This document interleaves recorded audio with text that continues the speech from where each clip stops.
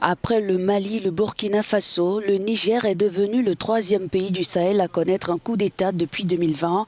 Seul pays avec la Mauritanie non gouverné par un régime militaire, le Niger faisait face à une dégradation sécuritaire et à la corruption. Le putsch n'était qu'une question de temps, selon Garba Moussa.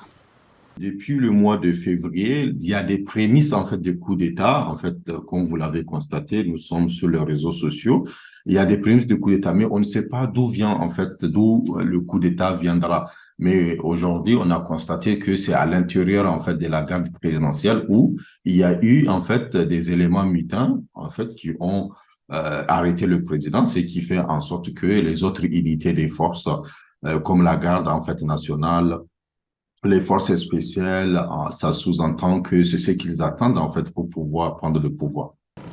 Autre cause probable, selon cet analyste, la pression exercée sur Niamey avec les récurrentes attaques djihadistes et l'afflux des déplacés. Parmi les trois pays, en fait, le Mali et le Niger, notre capitale est beaucoup plus proche, en fait, des zones d'insécurité, comme la région des Tillabéri et autres. Et donc, ce qui fait en sorte qu'il y a une pression, en fait, de cette population ou des réfugiés qui sont à Niamey. On a aussi des parents qui sont obligés de se déplacer en fait, de leur zone en fait, d'habitation habituelle pour revenir, en fait, se retrouver dans une zone où ils sont dépourvus, en fait, ni des maisons, en fait, de pouvoir économique et ça entraîne en fait une lassitude au niveau de la population d'une manière générale.